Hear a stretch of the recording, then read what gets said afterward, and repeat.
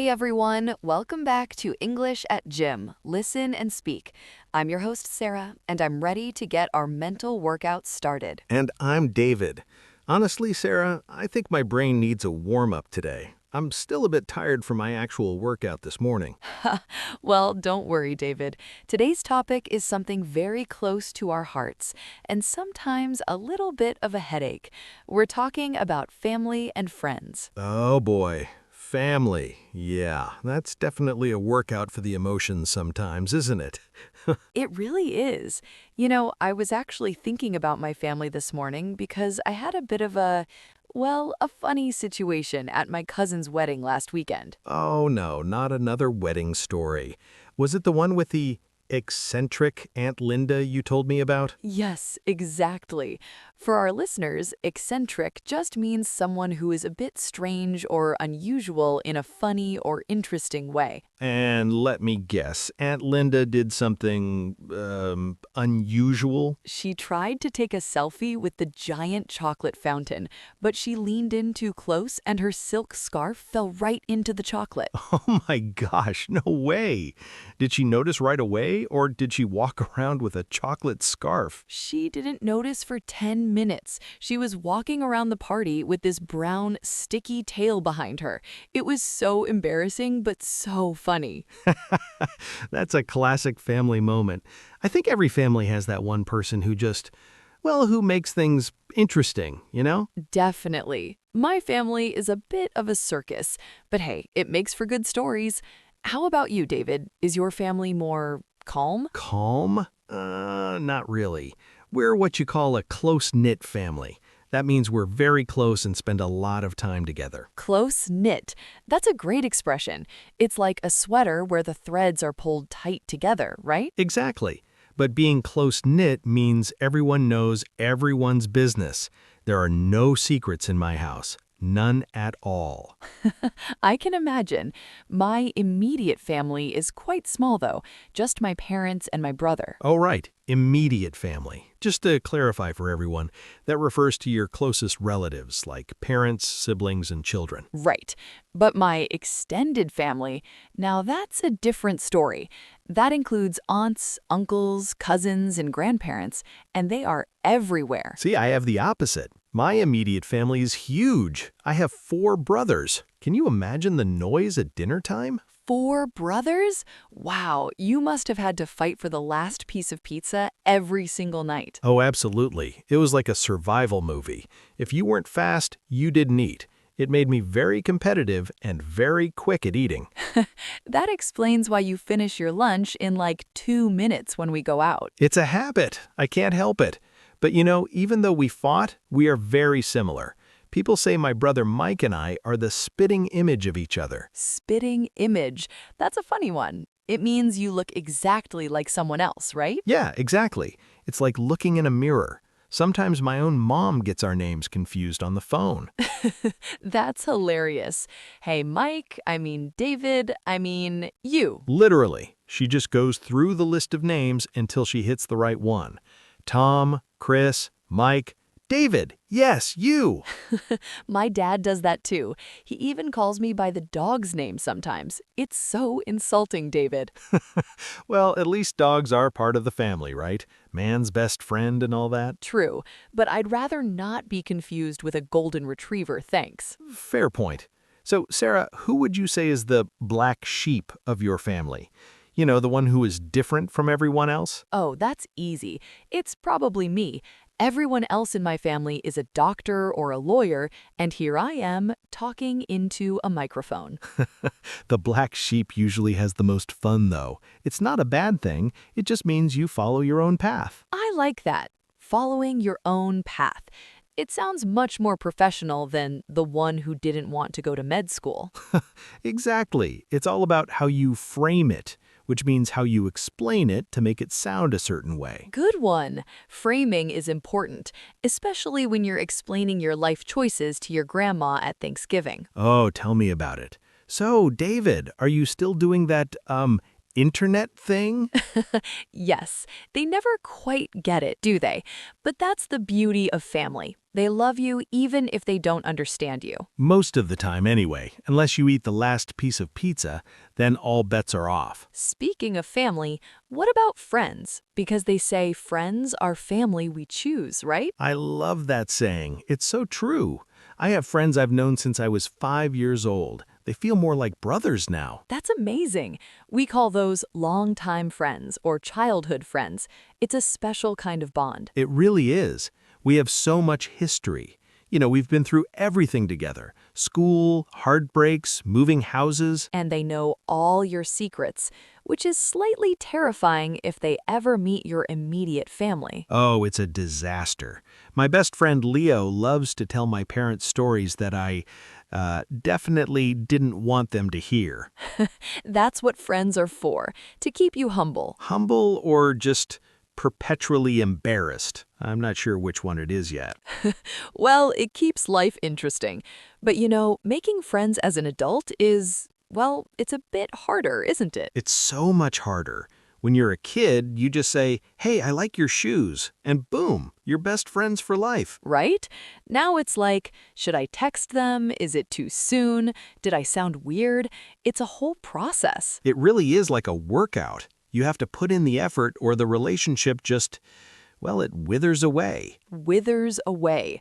That's a poetic way to say it dies or disappears slowly, like a plant you forgot to water. Exactly.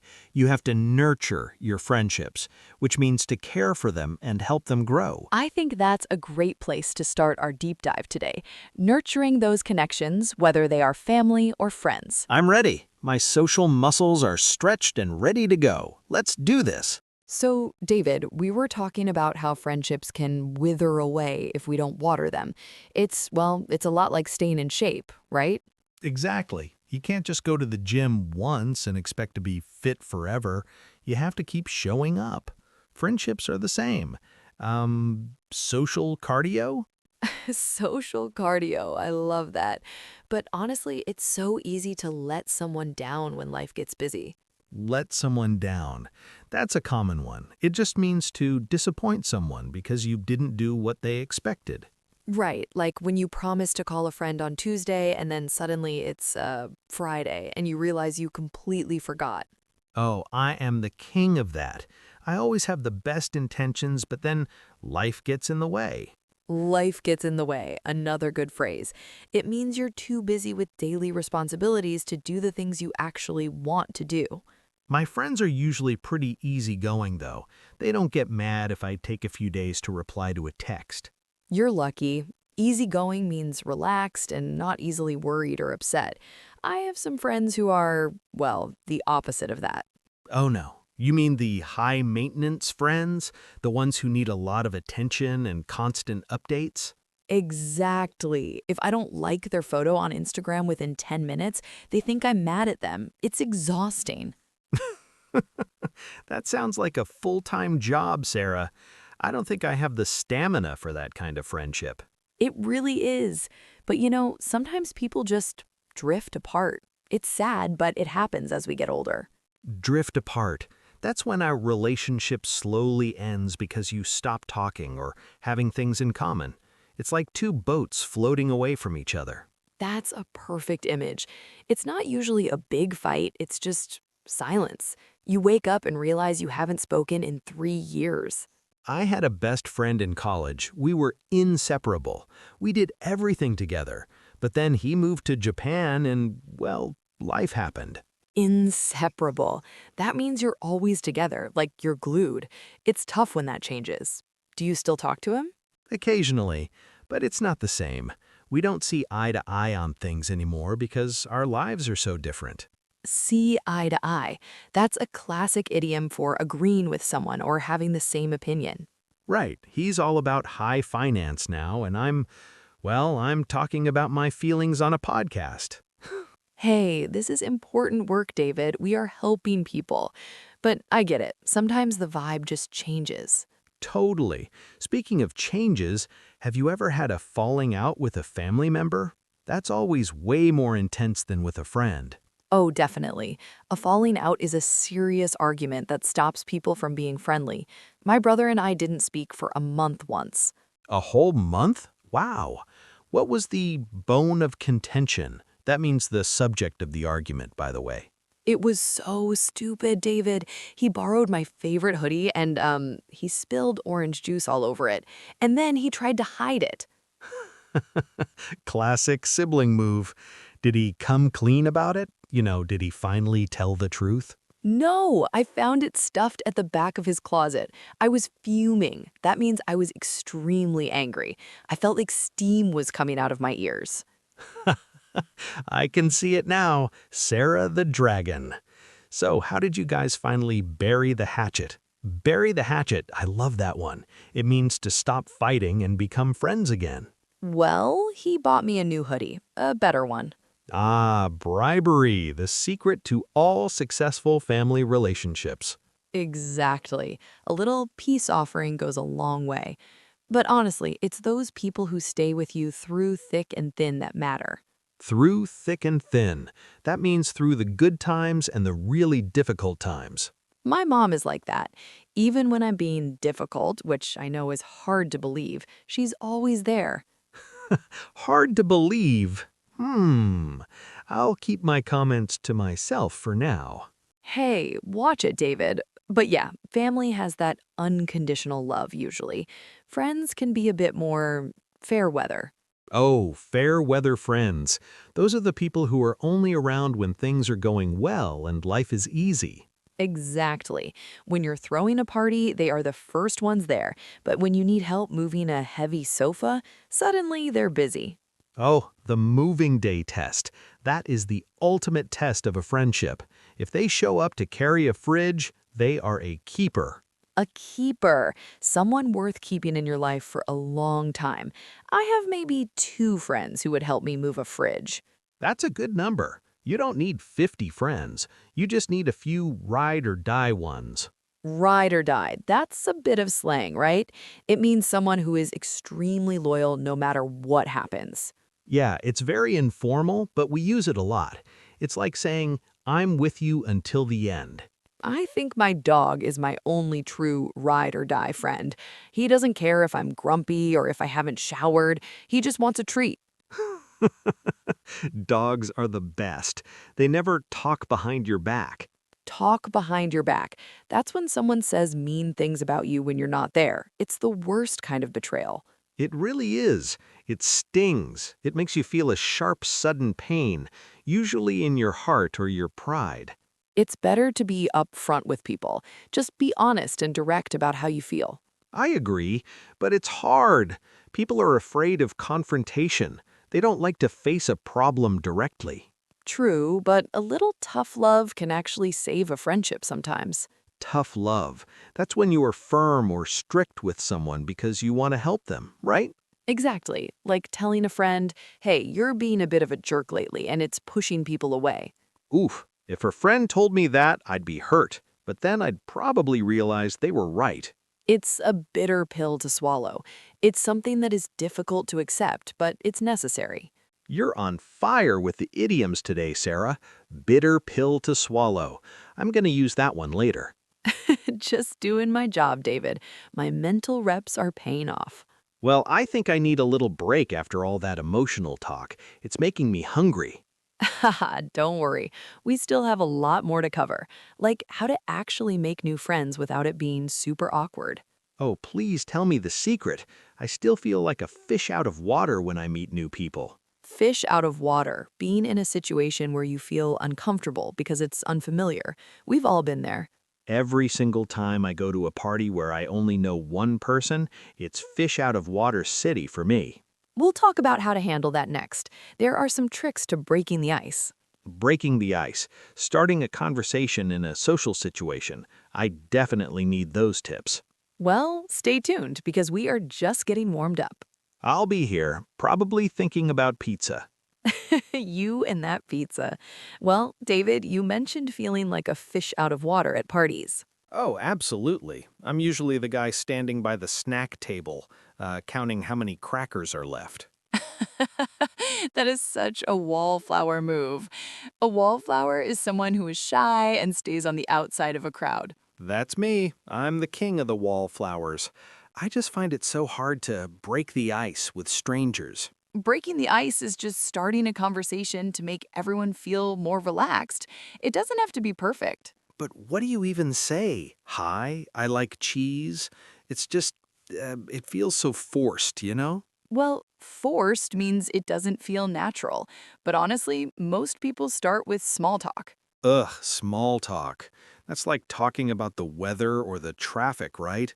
It feels so boring. It can be, but small talk is like a stepping stone. It's a simple way to get to a deeper conversation. A stepping stone. So it's a small step that leads you to something bigger, like a real friendship. Exactly. You can't just walk up to someone and ask, "What is your biggest fear in life?" That's too much. Yeah, that might scare them off, which means to make someone want to leave or stay away. Right. You have to ease into it. Start with something you both can see, like the food or the music. I tried that once. I told a guy his tie was interesting. He told me it was a family heirloom, and then he walked away. Oh, no.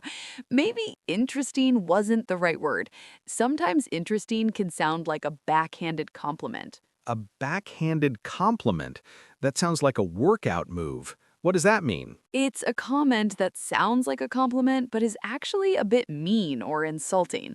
Ah, like saying, I love how you just wear whatever you find on the floor. Yes, exactly. It sounds nice, but it's actually a dig at their fashion sense. Okay, so no backhanded compliments. Got it. But Sarah, you're a social butterfly, aren't you? A social butterfly is someone who is very social and moves easily from person to person. I try to be. Do you ever get butterflies in your stomach? You know, that nervous, jumpy feeling? Oh, all the time, especially at networking events.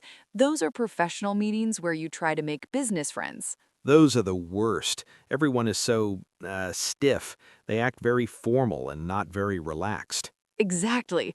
I once spilled a whole glass of water on a CEO's shoes while trying to make a good impression. No way! Did you hit it off after that? Hit it off means to like someone and become friendly immediately. And, no, we did not hit it off. I bet. He probably thought you were clumsy. That's someone who drops things or trips a lot. I am definitely clumsy, but hey, at least he remembered me, even if it was as the water girl. See, you left your mark. That means you made a lasting impression, even if it was a weird one. I guess so. But you know, the best way to make friends is to find common ground. Common ground. That's when you find something that you both like or have experienced, right? Exactly, like a hobby, a favorite TV show, or even just a shared hatred of, rainy Mondays. That's why the gym is actually a great place to meet people. You already have something in common. True, you're both there to get fit, or at least to pretend to get fit while talking near the water cooler. Hey, I actually work out, Sarah. I'm not just there for the social scene. I know, but it's easier to bond with people when you're doing an activity together. Bond. That's another good word. It means to develop a close connection or a strong relationship. Right. It's much more natural than just standing in a room and trying to strike up a conversation. Strike up a conversation.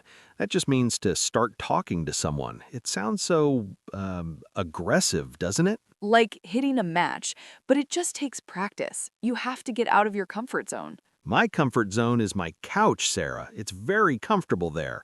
There are no strangers on my couch. I know, but if you stay there, you'll never find your tribe. My tribe? That sounds like I'm joining a group in the jungle. No, no. In modern English, your tribe is a group of people who share your interests and support you. Oh, I like that. Like our listeners. They are part of our English learning tribe. Exactly. We're all in the same boat. We're all trying to improve and learn something new. In the same boat. That means we are in the same difficult situation. It's a nice way to feel less alone. It really is.